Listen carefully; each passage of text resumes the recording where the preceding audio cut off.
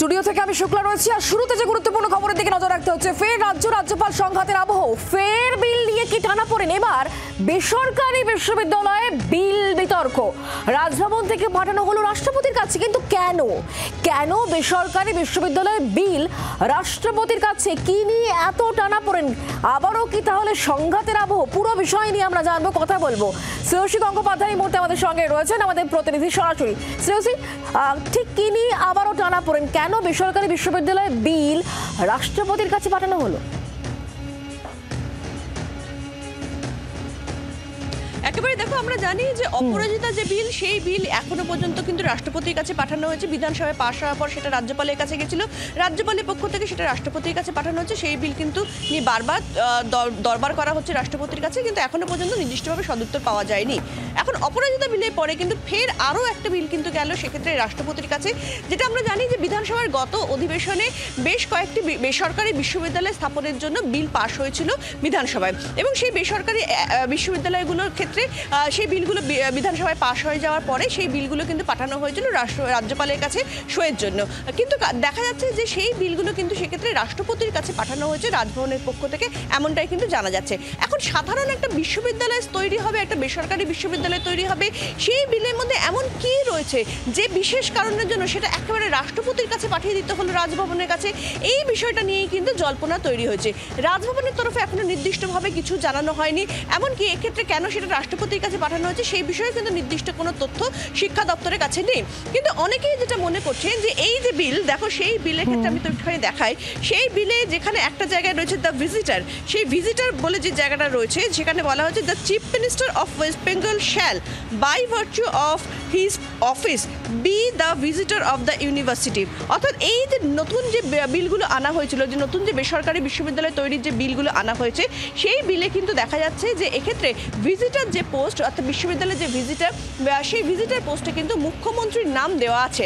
এখন সেই জায়গা থেকে দাঁড়িয়েই কিন্তু অনেকে যেটা মনে করছেন যে এতদিন পর্যন্ত বেসরকারি বিশ্ববিদ্যালয়গুলো যে ভিজিটার পোস্ট, সেই ভিজিটার পোস্টে কিন্তু নাম থাকতো হচ্ছে রাজ্যপালের, অর্থাৎ আচার্যের নাম থাকতো, কিন্তু সেখানে সেই নামটা পরিবর্তন করে সেখানে মুখ্যমন্ত্রীর নাম দেওয়ার জন্যই কি কার্যত এই বিল রাজভবনের তরফে সেটা পাঠানো হলো রাষ্ট্রপতির কাছে? কারণ ইতিমধ্যেই জানি যে আমরা পূর্ব রাজ্যপাল অর্থাৎ জগদীপ ধনখড় যখন এ রাজ্যের রাজ্যপালের দায়িত্বে ছিলেন, তখন কিন্তু এখানে বিধানসভাতে একটা বিল আনা হয়েছিল, যে বিলের ক্ষেত্রে দেখা গেছিল যে সমস্ত বিশ্ববিদ্যালয় আচার্যের পদে রাজ্যপালের বদলে মুখ্যমন্ত্রীকে রাখা হোক, এবং বেসরকারি বিশ্ববিদ্যালয়গুলো ভিজিটারের ক্ষেত্রে কিন্তু শিক্ষামন্ত্রীর নাম বলা হয়েছিল আচার্যের বদলে।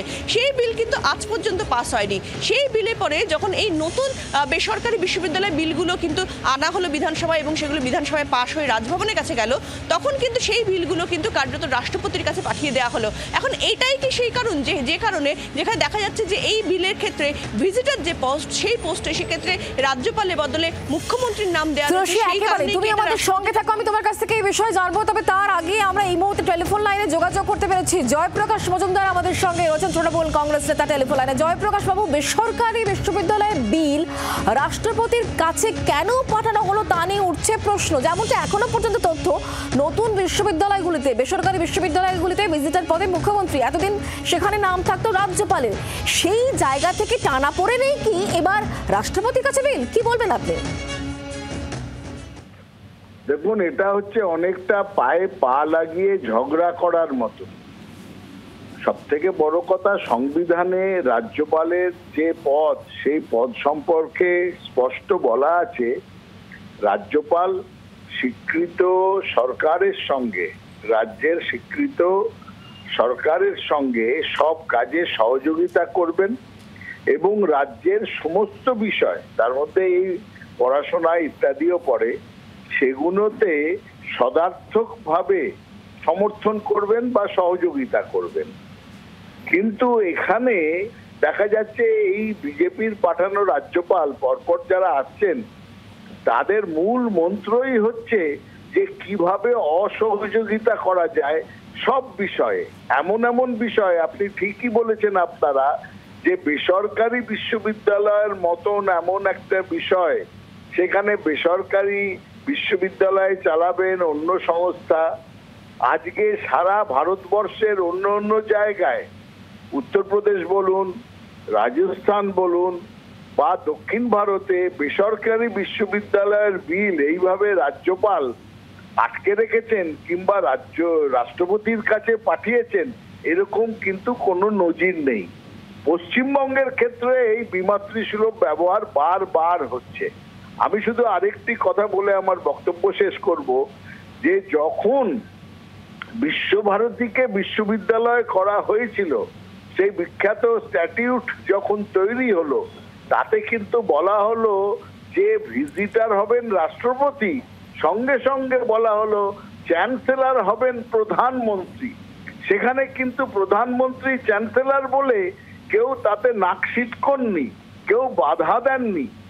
সেক্ষেত্রে আজকে একটা রাজ্যের বেসরকারি বিশ্ববিদ্যালয়, সেখানে ভিজিটার যদি মুখ্যমন্ত্রী হন পদাধিকার বলে, তাহলে এদের কেন গায়ে ছ্যাঁকা লাগছে, গাত্রদাহ বোঝাই যাচ্ছে। হচ্ছে। জয়প্রকাশ বাবু, আপনার বক্তব্য পরিষ্কার। অনেক ধন্যবাদ আমাদের সঙ্গে টেলিফোন লাইনে থাকার জন্য। আমরা কথা বলবো শ্রেয়সী। এখানেই তৃণমূল কংগ্রেসের তরফ থেকে বলা হচ্ছে যে আসলে রাজ্যপালের উচিত হচ্ছে সহযোগিতা করা।